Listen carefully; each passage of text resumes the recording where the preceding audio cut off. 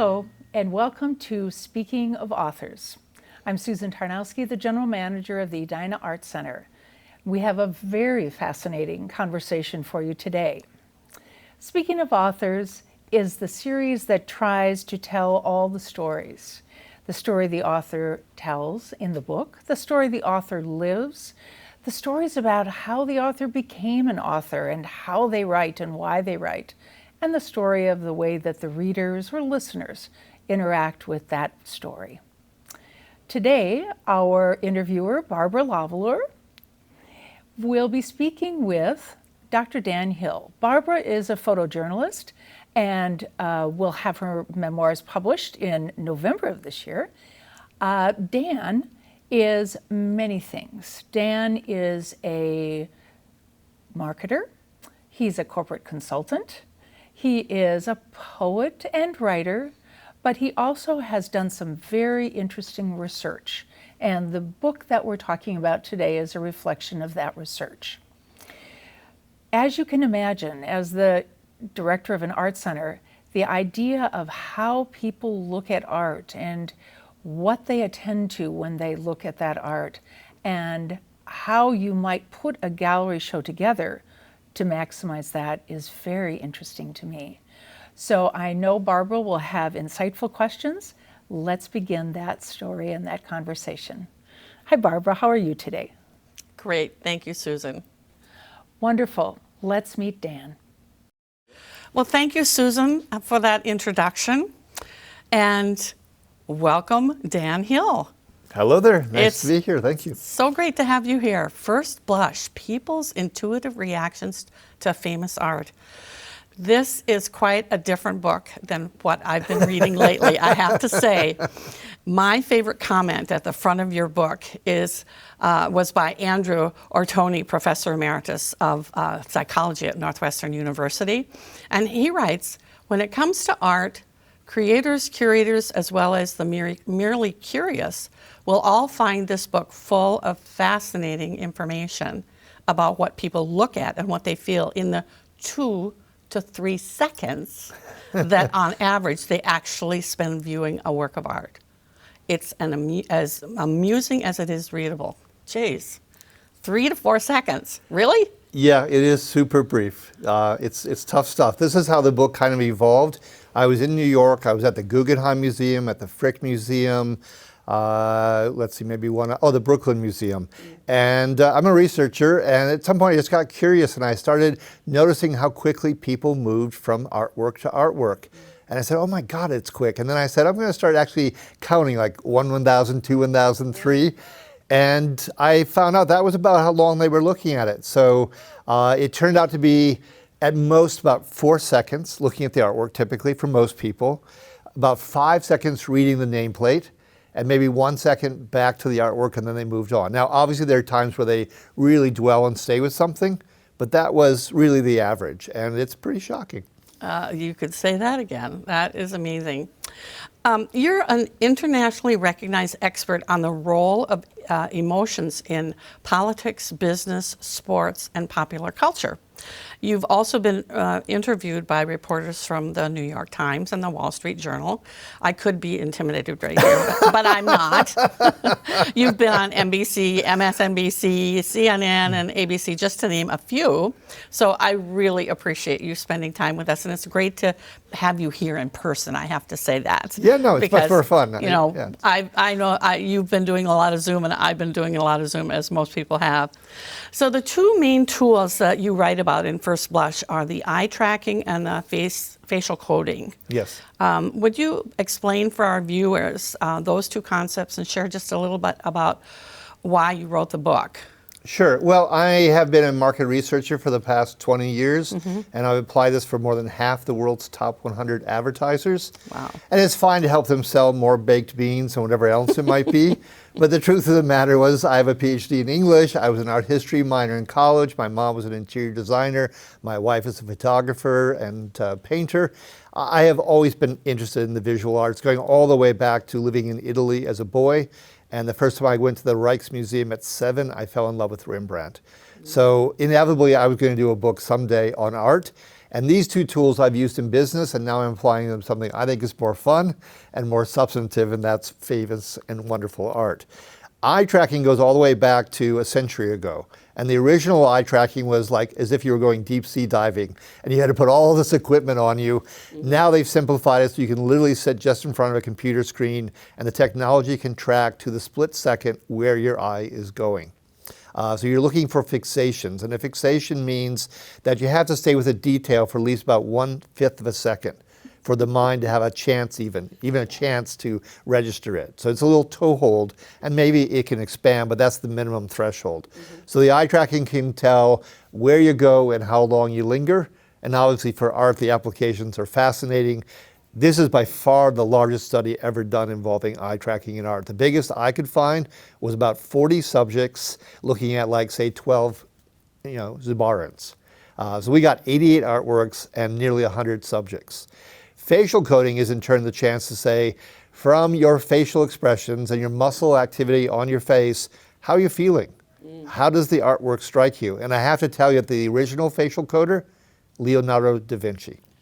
Go back to his notebooks and you will see that he is looking at the muscle movement. He has drawings regarding how that's working because he's also a scientist. He's a Renaissance man after all. He's a scientist and he's interested in how people emote. And that's part of the reason why I think Da Vinci's Mona Lisa is so rich, because there are multiple emotions going on. And I might mention that Michelangelo was also interested in dissection and muscle movement, but the body in his case, which is why you have David as opposed to Mona Lisa. Yes, yes. That's just so fascinating. You compare your audiences, male, female, young, old, straight, gay, religious, non-religious, conservative, liberal, whites, people of color, political and apolitical. So how or why do you choose those qualifiers? Because in market research you do segmentation. You're always interested in little market niches. I would say, first of all, going back to the 96 subjects, many of them are from Minnesota, which is increasingly diverse. I mean, I think back in the day you would say of Minnesota, we have diversity because we have both Norwegians and Swedes. Yes. We have gotten somewhat better than that, but I also have test subjects from California and from Arizona, for instance. I really wanted to imitate the demographics of who goes to art museums, and as much as possible also stay pretty close to how America looks. So I really worked for diversity. So within that, I had a bunch of niches, and some just were obvious to me, like age. I have kids as young as 6 in the study. I have people as old as 90 in the study. Oh, wow. So there's quite a spread there, and of course I wanted to go after that. I've been on CNN and Fox and MSNBC. I've been a columnist for Reuters on presidential debates and candidates. So naturally I couldn't resist saying, how do conservatives versus liberals potentially view art? Race is always a divider or a signifier of who we are and how we experience the world. So I wanted to go there as well. Gender, naturally. That's a big divider. It's very organic. There's a wonderful comment from Roseanne Barr, who's talking about the eternal differences between men and women, and said, and pardon my language, but a woman reaches her sexual peak in life about the same time that her husband realizes he has a favorite chair. So men and women are never on the same page. Oh, that's amusing. 80% of your sample people are from our area here in the metropolitan area of Minneapolis and St. Paul. Do you think we as a group are any different from the rest of the country? Are we more interested in art or engaged in art, say, than people in Dallas-Fort Worth? Well, I would never put down anyone from any place else, but I'm very proud of being a Minnesotan. I think we're very progressive, we're very cosmopolitan in so many ways. But some of the people who were subjects were also college students. They weren't necessarily people from here. They were coming here to go to school, for instance. So I can't say just because the test subjects were from Minnesota that they are of Minnesota necessarily. But yes, I think Minnesota is a wonderful place to conduct a test. Well, that's certainly been my experience to have people from Minnesota engaged in art. And I come from rural Minnesota, and we have fantastic art centers there in, Ottatil County. I'll give it a plug to, what can I say? It's my home area. I did some of your exercises. Okay. Brave soul. Yes, where you ask people to rate powerful and personality types by open, conscientious, extrovert, agreeable, neurotic. Tell us about that experience and what you learned from that process. Sure, it's something called the Big Five factor. I think most people know about Myers-Briggs, but Myers-Briggs doesn't have a lot of academic credibility. Yes. And the reason is that most of us are actually fairly neurotic. There's a wonderful comment from Napoleon. I like to think he said it after he was retreating from Russia. He said, "Mud is the fifth element." In human beings, mud is neuroticism. We don't handle stress terribly well. We can be given to sadness, to fear, and so forth. So the Big Five model or factor model is based on research involving the U.S. Air Force and across nations and so forth. So openness to experience, I think, is something that would really fit in our crowd because it's about intellect, it's about curiosity, it's about wanting to learn other people's perspectives. So it correlates really highly to empathy and especially to intellect. For instance, Thomas Jefferson, off the charts for openness to experience, the historians believe. Yes. The other ones, conscientiousness, do you notice the details? It's really surprising, in 2 to 3 seconds, how many details you're going to take in. Not a lot, quite honestly. Agreeableness, what warms your heart? What do you notice? So I just thought it was one interesting angle to say, we come from many perspectives. You mentioned age, and you asked me about why I chose politics and so forth earlier. Right. Well, another factor a lot of people might not think about is personality types. Great. Yeah. Well, you mentioned you've been doing market research for over 20 years. And obviously, the book that you wrote is very, very pertinent to that and all about that. So what would you say your big takeaway is in terms of how people relate to their art, or has anything surprised you? Well, one thing that doesn't surprise me, but you wondered if it was going to transfer mediums, is the importance of the face. And I say this not just because I'm a facial coder. Yes. It's because in 20 years of work, and across many countries and across continents, I have found this is universally true. About 60 to 70%, usually about 70% of people's gaze activity and their emotional response is centered on the face. And it's not terribly surprising. 4 of our 5 senses are located in the face. The only exception would be tactile touch. We look at the face in terms of someone's attractiveness, how beautiful, how handsome they are. We obviously can get signifiers as to their gender, their age, quite possibly their health. If you have gone through a disease state, the face may have less symmetry to it, for instance. And then you get on to personality and how they emote. Is someone a hothead? Do they show a lot of anger on their face? Are they a sad sack and it tends to be sadness? Are they a happy camper? I mean, there's simply so much information in the face, and we are so curious. This is why People magazine has made so much money, over the decades, because give us a photograph of a celebrity. We want to know just from that one snapshot, what might be the giveaway that says, what are they experiencing, what's happening for them? Do I still like this person based on this new vantage point? And the same thing, I think, applies to portraits.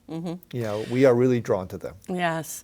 I think of my own experience as a photojournalist, and, I usually picked the photograph that I would submit to the newspapers that I worked for. And I had a variety of options for facial expression. I always went for the most dramatic, of course. Yeah.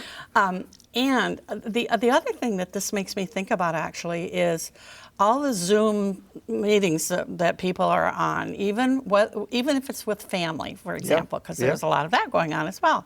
I've noticed that my facial expressions change perhaps a little too much. I perhaps give away, I'm spontaneous, you can't tell, and I give away too much on my face. Like somebody says something and I think, ugh, and I go, ugh, or oh, or whatever.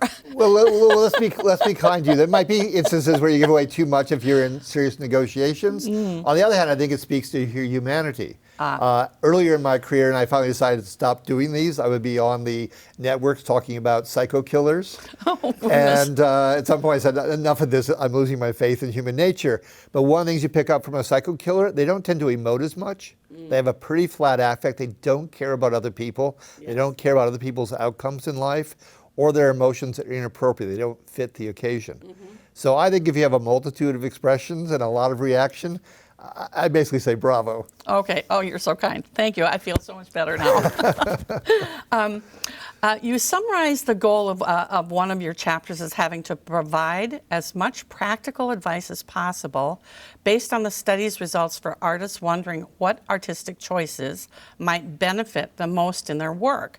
And Yeah. then you go on to talk about 5 points, and I'd like to read those and then talk about Okay. those 5 points, or have Sure. you talk about them. So composition's color scheme is a big issue. Yep. And you said that green, red, and blue perform the best. In different ways that I can describe in a moment, Okay. or now if you'd like. Okay, no, let's do this all later. The power of illumination and shadows are vital and yet could be overestimated. Yes. Size and scale doesn't appear to be a factor in gaining attention, which I thought was very interesting, and that repetition works. Viewers Yeah. gaze, their path goes more random than theorists imagine, with the viewer's eyes going in the middle. So Sure, I want yeah. you to expand on that. Okay. And then visually balanced works of art are better received than asymmetrical. Bravo, I'm totally a believer in that. And so is my mother, by the way. And what surprised me was vertical is favored over horizontal. And then triangles are more effective than circles, squares, or rectangles, and I can get that. But I know that's a lot there, but Sure. I'd love to expound for as long as you want. Time limiting, but you know. Okay, so within the next 3 hours, I'll try to cover those 5 to 7 points. Oh, great. Let's start with color. Okay. So it turns out that emotionally speaking, red is the one that's most engaging. I don't think that's going to surprise us a great deal. We talk about whether you're going to wear a red dress to the wedding, for instance, and whether that's appropriate, but you know it's going to be eye-catching, and it's going to grab people. Blue is universally, it's people's most favorite color. It makes a lot of sense. A blue sky, it's not going to rain. On the other hand, I can get sustenance from the water, from the lake, from the river, and so forth. Green does get a lot of eye-tracking involvement because we're trying to ferret things out in nature. But it is, in terms of if you're moving toward appeal and so forth, it's got more problems. Because sometimes we're in the forest, we can't tell the forest from the trees, and we're fighting to resolve the complexities. So green can be a bit of a muddle, but it certainly makes us linger with it. So that's the first of your points. The one was about size, I remember. Yeah. Yes, and it didn't turn out that it necessarily being large, because what did you do with color? What did you do with shape? There's other possibilities that can trump that one. So it was not the definer that I expected. Another one, if I remember from the list, is about light and illumination. Yes. So Rembrandt, of course, can do wonderful things with that, but it was the Spanish painters like Goya and Picasso who were particularly good at that. Others, it didn't make the same impact that I would have expected. It didn't necessarily say there's a mystery in the shadow, let me go track it down. For instance, the black cat that's at the far right side on Monet's Olympia doesn't get noticed by my viewers, not in that time frame at least.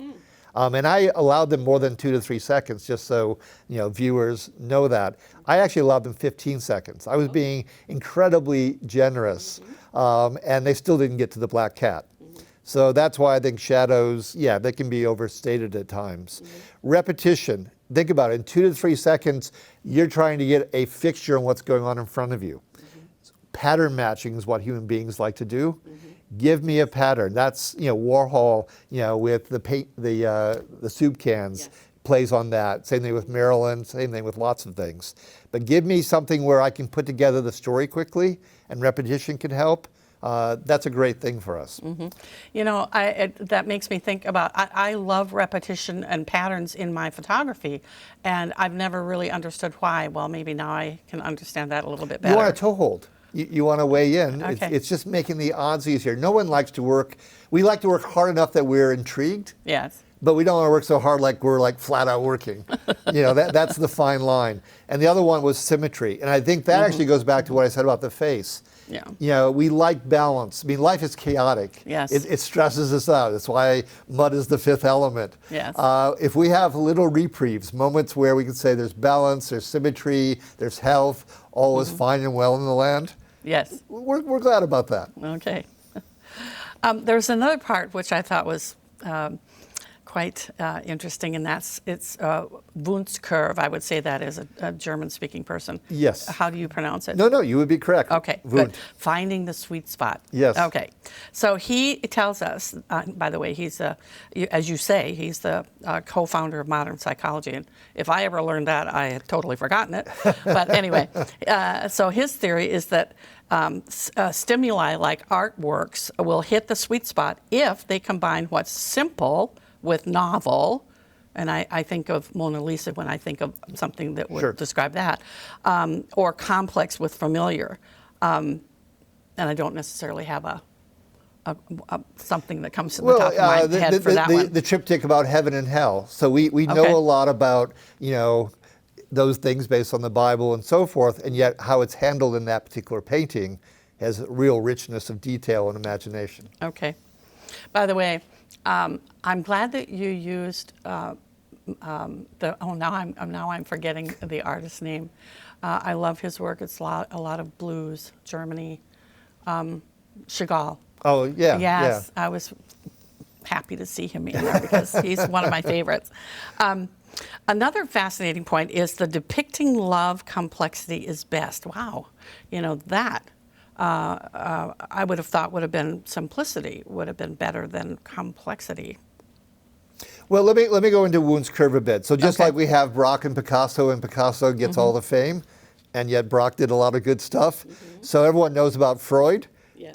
And William Wundt, who I hadn't heard of either until I came across this, doesn't get the same attention. But I think it's absolutely brilliant, and it's held up in my work on advertising, where I primarily have been focused, quite honestly, on video, TV spots, and occasionally print ads and website landing pages, but the same concept. So what happens with the ad agency, I think, can happen with the artist. They have a lot of time with the creation. And they get obsessed and they get tunnel vision, and they think it's going to be easy for an outsider to step in and appreciate what they've created. So if they go to complex and they go to novel, they're taxing you. They're going to drive you crazy because that's simply a lot of work, and in 2 to 3 seconds, you're not going to get home. The cows are not going to make it back to the barn. What the people who I guess I would say have been the corporate clients, they're nervous Nellies. They sign the check. They don't want to get fired.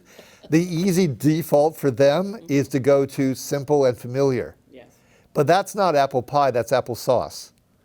And people don't really appreciate that because it's a really quick landing, but what's really in it for me? Where did the artist take me that wasn't someplace I could have already gotten to or been to on my own? That's why the sweet spot does one of those two things. It either gives me the toehold in, which can be simple or familiar, and then it twists the knife, it adds the suspense by either getting to the complex or the novel. And that's why you have that sweet spot. And I think it's absolutely brilliant and holds up on everything that I've seen for 20 years. Yes. I found your book educational as well as entertaining. You've got a great sense of humor, and it comes through in your writing. I try, yeah. In my opinion, I'm very opinionated, in case you haven't noticed. I'd like to know who you think would benefit most from reading this book. Like I said, it's not your typical novel, for sure. But I want to hear from you first, because then I'll share who I think would really benefit from reading this book. Well, there's two audiences. One would be, I'm a former poet, and God knows it's hard to be a successful poet. I can remember when I was writing poetry a lot, there was a little baby infant called Jessica who was missing in the Texas oil fields. Yes. They found her down an oil well shaft, and I remember saying to myself, I'm baby Jessica, I'm missing, but nobody knows I'm missing, because as a poet, the world couldn't care less. As an artist, you're really struggling to get people's attention. So one of my goals was to say, okay, what are the practical lessons? Is it the face? Is it a color scheme? Is it the fact that, yes, I discovered that vertical orientation, maybe because we think about gravity and getting pulled down versus wanting to aspire and lift up. Maybe that's why that orientation works. I don't know. I can't find anybody who can talk to me about why that was the result that emerged. But I'm looking for the little things that might really help the artist have a better chance. But there was a second audience I met in my heart of hearts, which was curators and how they set up the collections and the exhibits in museums. Because one of the things that I think is maybe nominally in the book toward the end is we discovered we just put these artworks, nearly 90 artworks, into 3 tranches, which means that my subjects only saw about 30 artworks. And yet by the time they got to the last 5, their emotional engagement rate had declined by over 10%. In other words, that quickly they started to burn out. The effort of jumping from item to item to item made it more difficult. And some of my favorite collections, like Peggy Guggenheim's collection in her former villa in Venice, a really small little collection called the Coutolde in London. These are small collections. I don't get exhausted before I've left them. And yet I treasure every little droplet of this artist and that artist and so forth. So I really think that one of the opportunities here is to say, okay, given the burnout rate and given all the ways in which you can segment audiences, could I create different experiences in my collection and say, if you are young, if you particularly like this color, if you're in this mood this day, if you are politically conservative and you like paintings around the family, I mean, what are the themes, the thread lines that you could follow and create little mini museums?